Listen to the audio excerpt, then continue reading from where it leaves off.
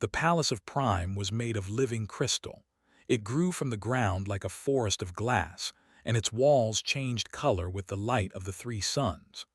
Ho had been on this alien world for only 2 weeks, but he still could not get used to how beautiful it was. He was lost. The power had gone out 10 minutes ago, and the helpful lights that usually guided visitors through the palace had disappeared. Ho walked through empty hallways, trying to find his way back to the human quarters. He was part of a small security team from Earth, sent to help protect the royal family during the upcoming Unity Festival. It was supposed to be a simple job: guard some doors, look professional, go home. But nothing was simple when you were lost in an alien palace. Ho turned another corner and found himself in a part of the palace he had never seen before. The crystals here were darker, more purple than blue. The air smelled different, like flowers after rain. He knew he should turn back, but he saw a soft light coming from a room ahead. Maybe someone there could give him directions. He pushed open the door without thinking. The room inside was small and warm. Cushions covered the floor, and strange plants grew from pots along the walls. In the center of the room, sitting on a low platform, was a female. She was looking down at something in her hands, and she had not heard him enter. But what made Ho freeze was what he saw, or rather, what he did not see. They always wore ceremonial armor. They covered themselves in energy shields that made their skin glow. They painted their faces with symbols of their rank and family. Ho had never seen a without these things. He had been told it was forbidden. It was shameful. It was like being completely naked in their culture. This female wore nothing but a simple white robe. No armor, no shields, no paint.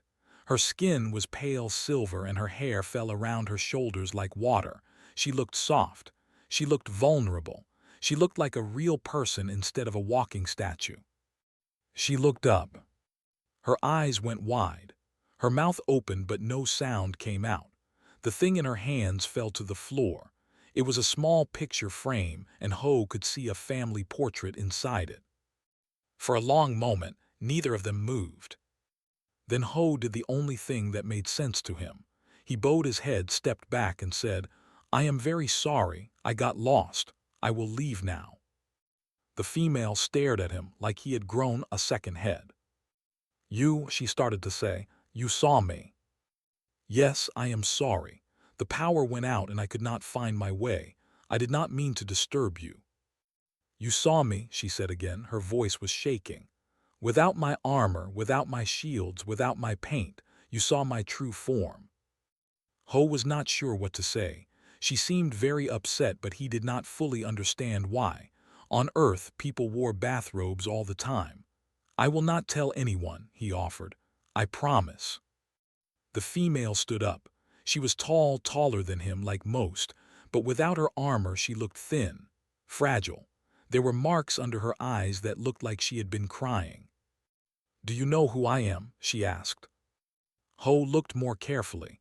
He recognized the shape of her face from the portraits that hung in the main halls. "You are one of the princesses," he said. "The third daughter." "Princess," she said. Her voice was cold now, like she was waiting for him to attack. "And you are human." "Ho, security consultant." "A guard." "Yes." Walked toward him slowly. Her bare feet made no sound on the crystal floor. "In my culture, what you have done is very serious. You have seen me without my protection, without my mask. You have seen my true self, which no one outside my family has ever seen." Ho stood very still. "I understand what happens now. By our law, you have power over me now. You could tell everyone what you saw. You could shame me, destroy my honor, end my place in the royal family." Her eyes were hard and bright. "What do you want?" Ho thought about this for a moment. "I want to find my way back to my quarters," he said honestly, "and maybe some dinner. I missed the evening meal." Blinked, then blinked again. "What?" "I am hungry and lost. That is all I want." "You do not want power, status, wealth?" "No, I just want to not get in trouble for being in the wrong place." opened her mouth to respond, but a sound stopped her. It was a soft sound, like footsteps trying to be quiet. Ho's body reacted before his mind did. Years of military training took over. He grabbed and pulled her behind him, facing the door. Two figures appeared in the doorway. They wore dark clothes and masks. They carried weapons that glowed with deadly energy. They were not supposed to be here. They were not guards. They were assassins. The first one raised his weapon toward. Ho did not think. He moved. Humans are not supposed to be fast. Humans are not supposed to be dangerous. Humans are small and soft and come from a planet at the edge of the galaxy. Every species in the known universe believed this. Every species was wrong. Ho crossed the distance in less than a second. He grabbed the first assassin's weapon arm and broke it with a sharp twist. The weapon fell. Ho caught it before it hit the ground, spun, and used it to block the second assassin's strike. The energy blade missed his face by an inch. He dropped low, swept the second assassin's legs, and brought his elbow down hard on the alien's throat. The assassin stopped moving. The first assassin was trying to reach for a knife with his unbroken arm. Ho stepped on his hand and looked down at him calmly. "Who sent you?" he asked. The assassin spat at him and then bit down hard. Foam appeared at his mouth. Poison. Within seconds, both assassins were dead. Ho stood in the middle of the room, breathing hard but steady. His hands were not shaking. They never did after a fight. He turned to look at. She was pressed against the wall, her silver eyes huge, her mouth open in shock. She looked at the dead assassins. She looked at Ho. She looked at his hands, which had just killed 2 trained killers in less than 10 seconds. "Humans," she whispered, "you are not supposed to be able to do that." Ho shrugged. "We are full of surprises." He picked up the picture frame she had dropped and handed it back to her. It was a family portrait of the royal children when they were young. Was in the back, almost hidden behind her older siblings. "We should call the guards," he said. "You are not safe here." Took the picture with trembling hands. She looked at him like she was seeing a completely different species for the first time. "You saved my life," she said quietly. "Yes. You saw my shame, you gained power over me, and then you saved my life." She shook her head slowly. "I do not understand you at all." Ho smiled a little. "That is okay. Most humans do not understand me either." The palace alarms finally began to sound. Help was coming. But as stood there, holding her family picture and staring at the strange human who had wandered into her secret place, she felt something she had not felt in a very long time. She felt curious. The palace was in chaos for 3 days after the attack. Guards searched every room. Officials questioned every servant. The emperor himself demanded answers about how assassins had entered his home. But no one questioned Ho about what really happened that night. Princess had told everyone a simple story. The power went out. Assassins came. A human guard happened to be nearby and stopped them. Nothing more. She did not mention the room. She did not mention her bare form. She did not mention that he had seen her crying over old family pictures. And Ho did not correct her story. On the 4th day, summoned him to her private quarters. This time she was wearing her full ceremonial armor. Energy shields made her skin glow soft blue. Golden paint covered her face in the patterns of her royal house. She looked like a statue again, beautiful but cold, untouchable. "Sit," she said, pointing to a chair. Ho sat.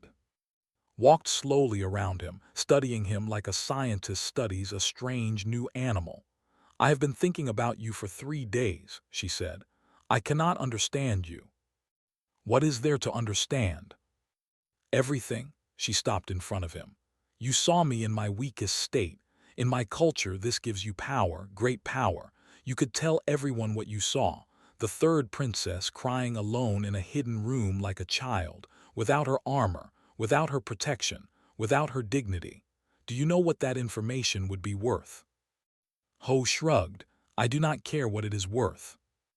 That is what I cannot understand. Sat down across from him. Through her golden face paint, he could see her eyes searching his face. Every would use this power. Every species I have ever met would use this power. But you do not want anything from me. I told you what I wanted, to not get in trouble, to get some dinner. Those are nothing. I am offering you real things. I could give you wealth, position, land on any planet in our empire. I owe you my life twice over. Once for seeing my true self and not speaking of it. Once for saving me from the assassins. This is a debt that can never be repaid. Ho leaned back in his chair. Where I come from, we do not keep score like that. What do you mean? I mean that I did not save your life to gain something. I saved your life because someone was trying to take it. That is all. That is enough. Was quiet for a long moment. The shields around her body hummed softly. Finally, she said, "You are very strange." I have been told this before. A small smile appeared on her painted lips. It was the first time Ho had seen her smile. I believe you. The door opened and a female entered. She was older, with gray in her hair and wisdom in her eyes. This was Advisor, who had served the princess since she was born. Behind her came a human woman with sharp eyes and a diplomatic uniform. Ho recognized her. Hana, the ambassador's aide. Princess, said with a bow, the investigation has found something. Tell me. The assassins were, not foreign agents. Someone inside the palace wants you dead. The room went very quiet. Ho watched face, but the golden paint hid her reaction. Only her hands, which had tightened into fists, showed her true feelings. Do we know who? Asked. Not yet, but whoever they are, they have power. They were able to disable the palace security. They knew which room you would be in. They knew your schedule. Hana stepped forward. Princess, if I may speak. Nodded. The human delegation is concerned about this situation. If someone is trying to kill you and blame it on outsiders, it could damage the alliance between our peoples. We would like to offer additional protection. What kind of protection? Hana looked at Ho. We would like to assign consultant to your personal security detail. He has already proven he can protect you. Frowned, a human protecting a princess. It is not traditional. Traditional protection failed, Hana said calmly. Perhaps it is time to try something new.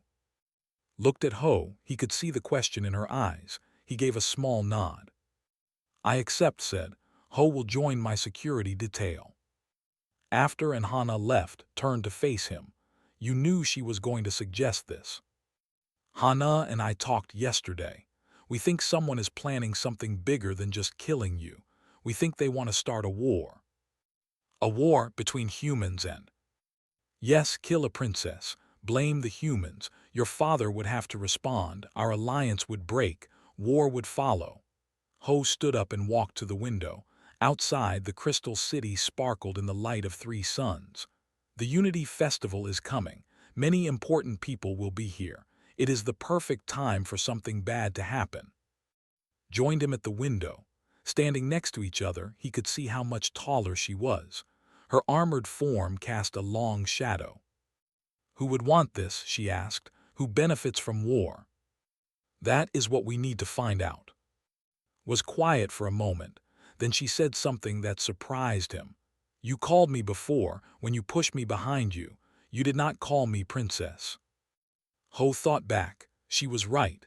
In the moment of danger, he had not thought about her title, only about protecting her. I am sorry if that was disrespectful. It was not. Her voice was soft. It was strange. No one calls me just, not even my family. What do they call you? Third daughter, the spare, the quiet one. She turned away from the window. I am not important in my family, Ho.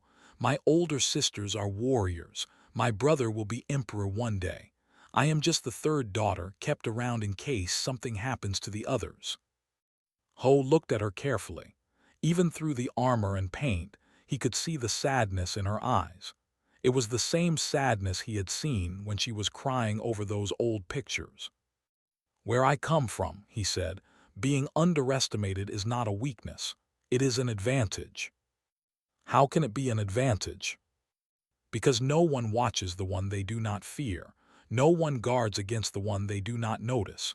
You can go places others cannot, see things others miss, act when others are not looking. Consider this. You speak from experience. Yes, when I was young, I was the smallest soldier in my unit. Everyone thought I would fail. They did not watch me closely because they did not think I was a threat. He smiled a little. I became the best in my unit, and no one saw it coming. You think I could do the same? I think you already know more about this palace and its secrets than anyone realizes. I think you watch and listen while others talk. I think you are much stronger than people believe. Was silent, but something in her posture changed. She stood a little, her shoulders went back. It was a small change, but Ho noticed it. The next day, Lord came to visit. He was a powerful noble with cold eyes and a smile that never reached them. He asked to speak with Ho alone. "You are the human who saved the princess," said. "Very impressive." "Thank you." "The Unity Festival is approaching. Security will be very tight, many guards everywhere." Paused. "But guards sometimes need to look away at certain moments. You understand?" Ho understood perfectly. This was a bribe, was asking him to fail in his duty at a critical moment. "I understand," Ho said. "My answer is no." Smile disappeared. "Think carefully, human. I am offering you more money than you would earn in 10 lifetimes. My answer is still no. You will regret this." Ho stepped closer to the Lord.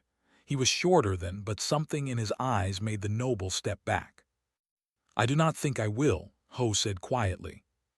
That night he reported everything to Hana, and they now had their first real suspect. Lord was involved, but they still needed proof. The Unity Festival was only 1 week away. They were running out of time. The days before the Unity Festival passed quickly. Delegations arrived from 12 star systems. Ships filled the sky above Prime. The Crystal Palace was full of strange beings from every corner of the galaxy. Security was everywhere. But Ho was worried.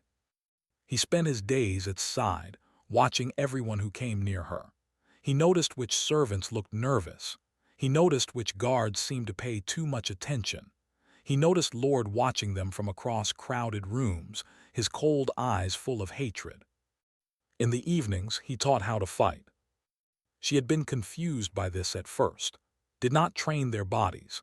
They relied on armor and shields and weapons that did the fighting for them.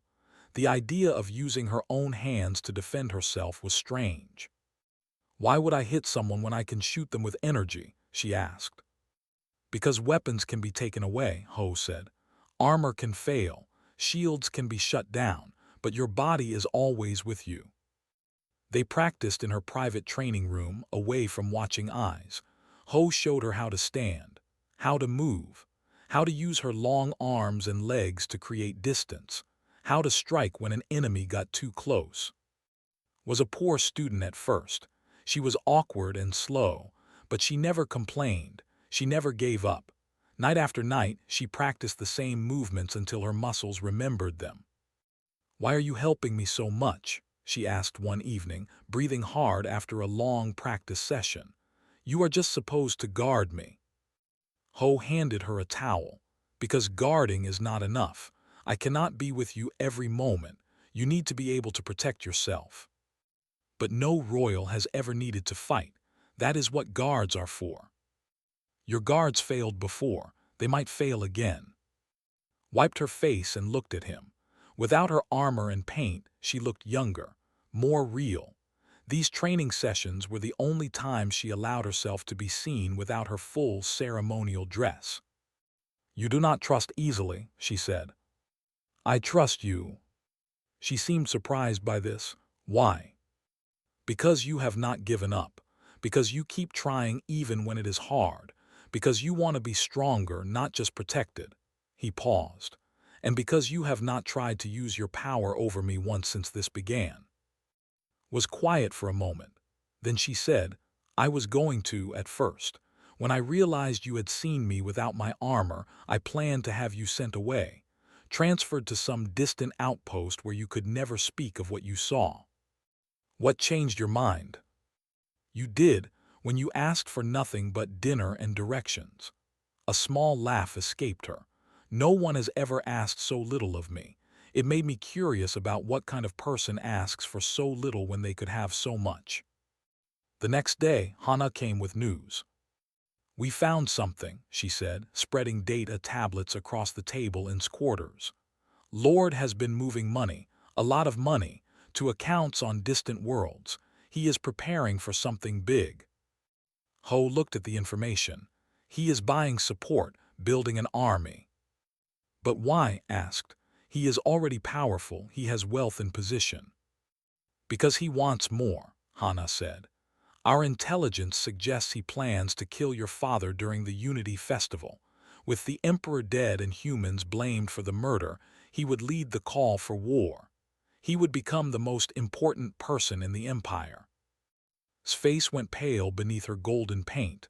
My father, he is going to kill my father. We need to warn him, Ho said. No, shook her head. My father does not trust humans. He barely agreed to this alliance.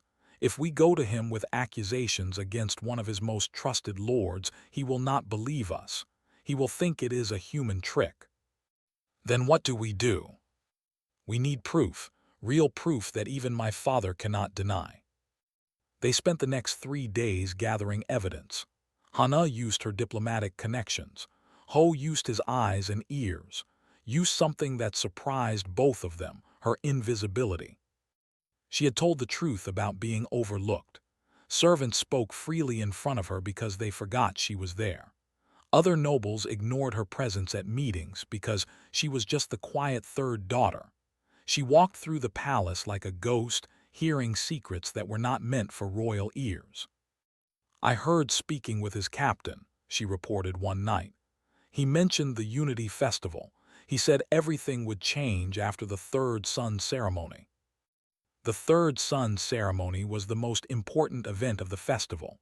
The emperor would stand alone on the crystal platform to receive the blessing of the 3 suns. It was tradition. It was sacred. It was the perfect time for an assassination. We need to tell someone, Hana said. The emperor, the guards, anyone. No one will believe us without proof, insisted. And if we warn them, we'll know we are watching. He will hide his plans and try again later. Then we catch him in the act, Ho said. We let his plan begin and stop it before it succeeds. That is very dangerous, Hana warned. Yes, but it might be the only way. That night found Ho standing on her balcony, looking out at the crystal city. She had removed her armor for training, but instead of going to the practice room, she joined him outside. You are worried, she said. Yes. About the plan. About you, he turned to face her. If something goes wrong tomorrow, you could be in danger. Once you dead too, you are a loose end. Looked out at her city. The crystal towers caught the light of the moons and sparkled like diamonds. Can I tell you something? Something I have never told anyone. Yes. That night when you found me, I was crying because of my father. He had forgotten my birthday again. My sisters had celebrations with hundreds of guests. My brother had a parade. My birthday came and went, and my father did not even remember. Her voice was steady, but Ho could hear the old pain beneath it. I went to that hidden room to be alone, to be sad without anyone watching. Ho did not say anything, he just listened. All my life I have been invisible to my family, the spare princess, the one no one needs. I used to think this was my curse. She looked at him. But you taught me it can be a strength. Because I am invisible, I see things no one else sees. I heard plans because he forgot I was even in the room. You have already made a difference, Ho said. Without you, we would not know about the third sun ceremony. I know, and that is why I am not afraid anymore. She stood up the way she had learned in training. Tomorrow I will not hide. Whatever happens, I will fight. I will protect my father, even if he does not know my name half the time. Ho felt something warm in his chest. Pride, maybe, or respect. This princess who had spent her whole life being overlooked was ready to stand up and fight. "You are very brave," he said. "I learned from a good teacher." They stood together in comfortable silence, watching the moons cross the sky. Tomorrow would bring danger. Tomorrow might bring death. But tonight there was peace. The next morning, a servant woke Ho with screaming. He ran to the princess's chambers with his heart pounding in his chest. The room was empty. Signs of a struggle covered the floor: broken glass, overturned furniture, spots of silver blood on the white crystals. Was gone. And the human security team was being blamed for her disappearance. Captain Bei Sung-ho found Ho standing in the ruined room, his face like stone. "They are saying we did this," Sung-ho said. "They are calling for our arrest." "It was," Ho said quietly. "We know that, but we cannot prove it. And the Unity Festival begins in 6 hours, if we do not find her before then." He did not need to finish the sentence. Ho understood. If they did not find, war would come, and a princess would die thinking no one cared enough to save her. Ho looked at the spots of silver blood on the floor. He thought about the princess who had learned to stand tall, who had learned to fight, who had trusted him with her secrets. "I will find her," he said. And he walked out of the room to do exactly that. Captain Bei Sung-ho caught up with Ho in the hallway outside the princess's chambers. Guards were everywhere, their weapons drawn, their eyes full of suspicion and anger. "You cannot just walk out of here," Sung-ho said quietly. "They think we took her. If you leave, they will arrest you, or worse." "Then arrest me," Ho said, "but I am going to find her." Sung-ho looked at his soldier for a long moment. They had served together for years. He knew what Ho was capable of. He also knew that nothing would stop him now. "You are no longer part of this detail," Sung-ho said loudly, making sure the guards could hear. "You are released from duty. What you do as a private citizen is not my responsibility." Ho understood. It was a loophole, a way to protect the delegation while giving him freedom to act. "Thank you, Captain." "Find her, and try not to start a war while you do it." Ho slipped away through a servant's passage.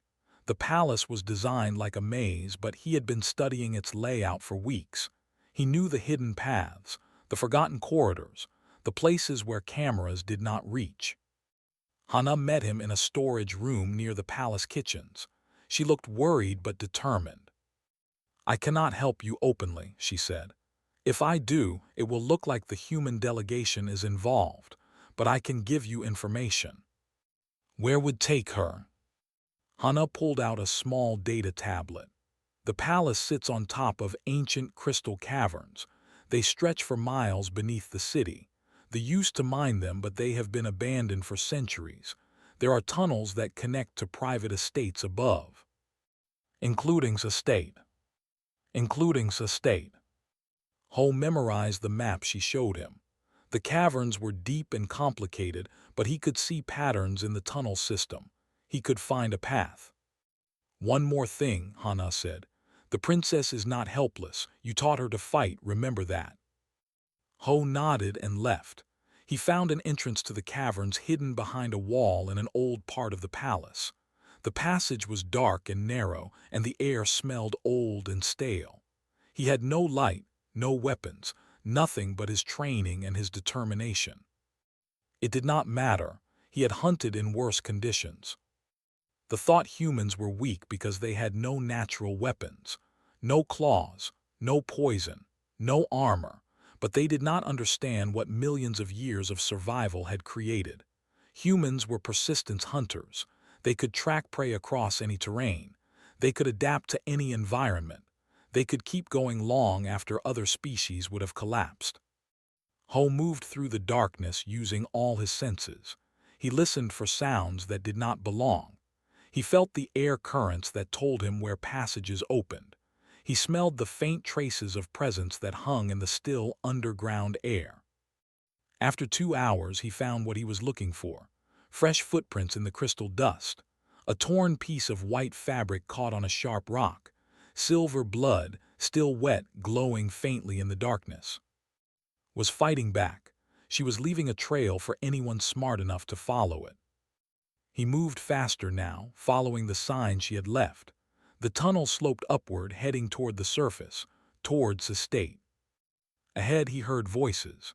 He slowed down, pressing himself against the cold crystal wall. "Should have killed her immediately," someone was saying. "Now she has seen our faces. She knows the plan." "Lord wants her alive until after the ceremony," another voice replied.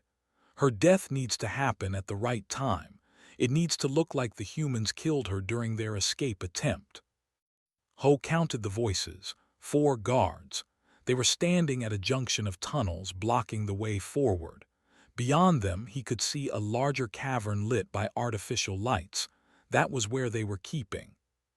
4 against 1. No weapons, no backup, terrible odds. Ho smiled in the darkness. He had faced worse. He picked up a small crystal from the ground and threw it down a side tunnel. The sound echoed through the caves.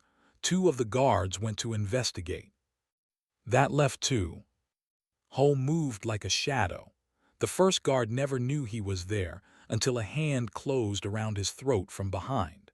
A quick squeeze of certain nerves, and the guard dropped unconscious. The second guard turned at the sound. Ho was already moving. He caught the guard's weapon arm as it rose, twisted it until the weapon fell, and drove his elbow into the alien's face. The guard hit the wall and did not get up. The other 2 guards came running back. Ho grabbed the fallen weapon and fired twice. Both guards dropped. He did not stop moving. He ran toward the lit cavern, ready for whatever came next. The cavern was larger than he expected. Crystal formations rose from the floor like frozen trees. In the center, tied to a pillar, was Princess. Her white robe was torn and dirty. Silver blood ran from a cut on her forehead, but her eyes were alert and fierce. Lord stood in front of her, his cold smile unchanged. "The human," he said, sounding almost impressed. "I did not expect you to find us so quickly. Our tracking technology should have made it impossible." "I did not use technology," Ho said. "I followed the signs your prisoner left for me." Glanced back at, "Clever girl. Perhaps I underestimated you." "Everyone does," said. Her voice was rough but strong. "That is their mistake." Laughed. It was not a pleasant sound. "It does not matter. In 3 hours the third sun's ceremony will begin. Your father will stand alone on the crystal platform. My people will kill him and plant evidence that the humans did it. Then they will find your body in the human quarters. The third princess, murdered by the very aliens she tried to protect. And you become the hero who calls for war," Ho said. "I become the hero who saves the Empire from human treachery." Drew an energy blade from his belt. It hummed with deadly power. "But first, I need to deal with you." Ho raised the weapon he had taken from the guards, laughed again. "That weapon is coded to DNA. It will not work for a human." Ho pulled the trigger. Nothing happened was right. "Humans," said, walking toward him. "So primitive, so limited. You have no armor, no shields, no technology. How do your people survive in this galaxy?" Ho threw the useless weapon aside. "We survive," he said, "because we never give up." Attacked, his energy blade cut through the air with a deadly hum. Ho dodged and moved, using the crystal formations as cover. He was faster than expected, more agile, more unpredictable. But he could not keep dodging forever, and he had no weapon that could hurt a lord in full armor. Behind was working at her bonds. Her wrists were bleeding from the rough rope, but she did not stop pulling. She remembered what Ho had taught her. Pain is temporary. Freedom is worth any price. Cornered Ho against a crystal wall. The energy blade rose for a killing strike. "Any last words, human?" Ho looked past and smiled. Just 2 now. Had freed herself. She grabbed a fallen piece of crystal and swung it with all her strength at the back of his head. It was not a trained strike. It was not elegant, but it was powerful and unexpected. Stumbled forward, the energy blade wavered. In that moment Ho moved. He grabbed S's weapon arm with both hands, twisted it around, and forced the Lord's own blade toward his body. The tip of the energy blade touched armor. The armor held, but the force of the strike pushed backward. Was there. She drove her knee into his stomach as he fell. He hit the ground hard, the breath leaving his body. Ho took the energy blade from S's weakened grip, picked up a guard's weapon from the floor. They stood over the fallen lord together, both breathing hard, both alive. "You trained her," gasped, looking up at them with hatred. "You taught a princess to fight like a common soldier." "I taught her to fight like a human," Ho said, "and humans never stop fighting." They tied with his own ropes and left guards to watch him, but as they climbed toward the surface, grabbed Ho's arm. "The ceremony," she said. "It starts in 2 hours. My father is still in danger. People do not know their leader has been captured." Ho looked at her. She was wounded and exhausted. Her ceremonial armor was destroyed. She had no paint, no shields, no protection. She was as bare as the first time he had seen her. "Can you keep going?" he asked. Lifted her chin. In her eyes he saw something new, something strong. "I am a princess of," she said, "and I am going to save my father." They emerged from the caverns into bright daylight. The Unity Festival had already begun. Music filled the air. Crowds gathered in the streets. And somewhere in the Crystal Palace, an emperor was walking toward his death, not knowing that his forgotten daughter was coming to save him. The grand hall of the Unity Festival was filled with beings from across the galaxy. Representatives from 12 star systems stood in their finest ceremonial dress. Cameras broadcast the event to billions of viewers. This was the most important day in the calendar, and every eye was watching. Emperor sat on his crystal throne, surrounded by his guards and advisors.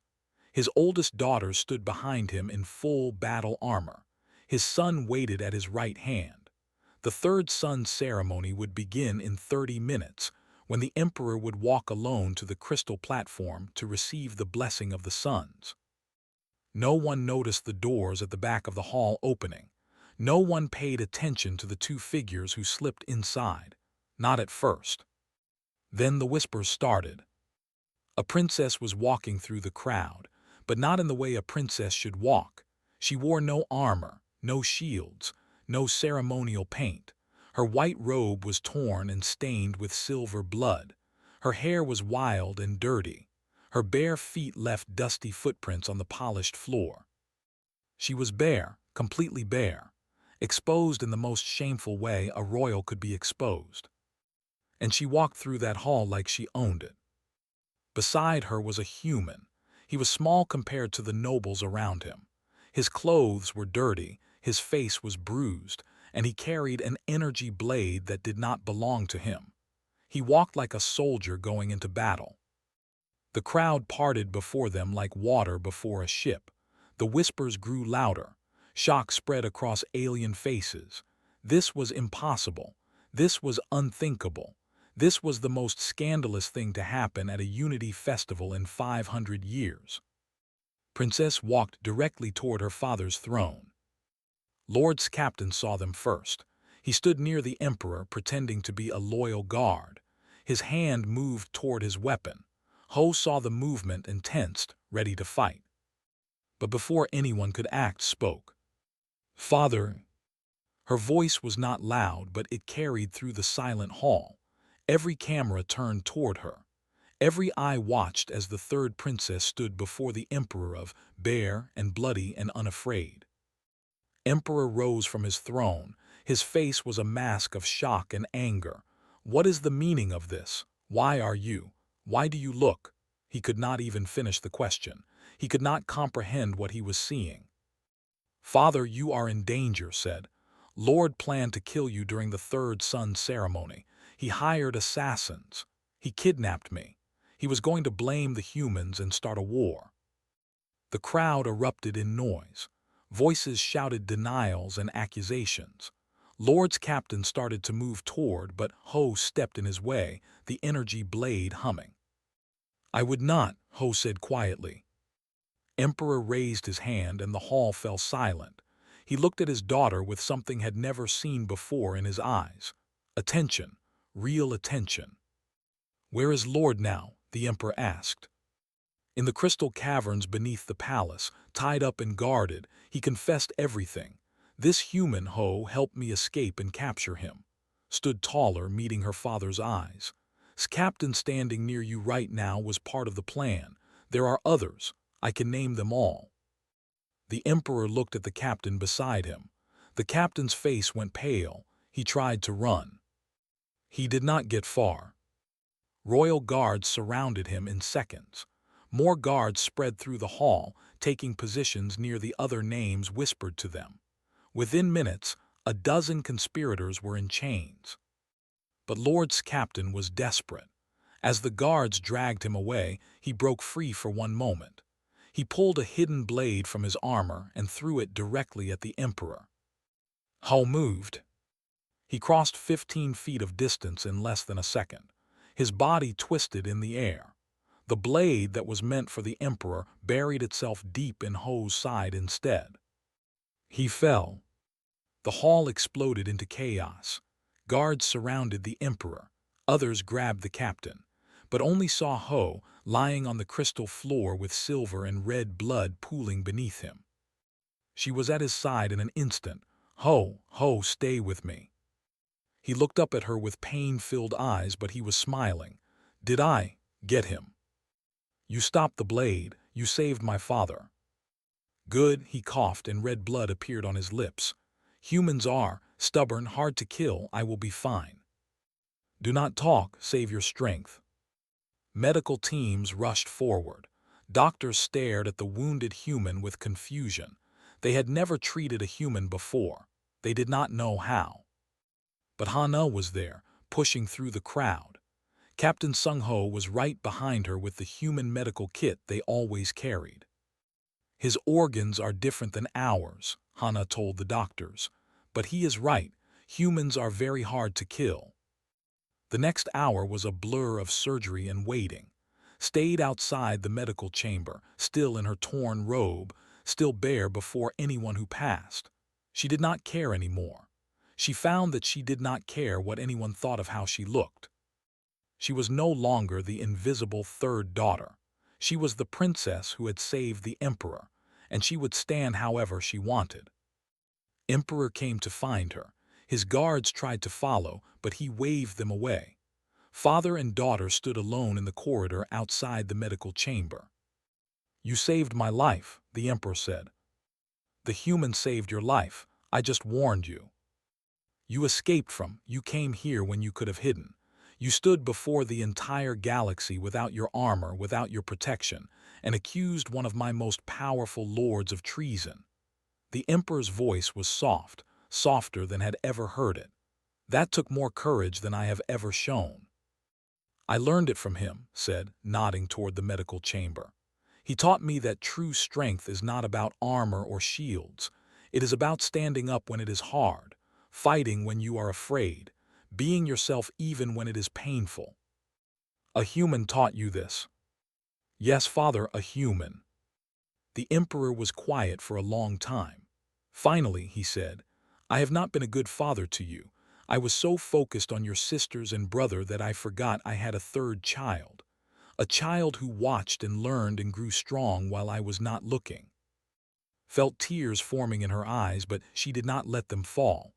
"I understood. I was the spare, the unimportant one." "You were never unimportant. I was just too blind to see it." The emperor reached out and touched her face gently. "I will not be blind anymore." 3 days later, Ho was well enough to sit up in bed. Medicine combined with human resilience had closed his wound faster than anyone expected. Hana said he would be ready to travel within a week. Came to see him. She wore a new set of ceremonial armor, but she had made some changes. Her shields were dimmer than before. Her face paint was simpler. She looked more like herself than like a statue. "The alliance has been strengthened," she said. sitting beside his bed. My father is calling for closer ties between humans and he says any species that produces soldiers like you must be worthy allies. Ho laughed, then winced at the pain in his side. I am glad I could help. There is talk of a permanent human presence in the palace. Security consultants, diplomats, teachers. Father wants to learn from your people. That is good. And I have been named my father's special advisor on human relations. Smiled. It seems being overlooked has become my greatest qualification. I see things others miss. Ho returned her smile. I told you it was an advantage. You told me many things, all of them true. She looked at him seriously.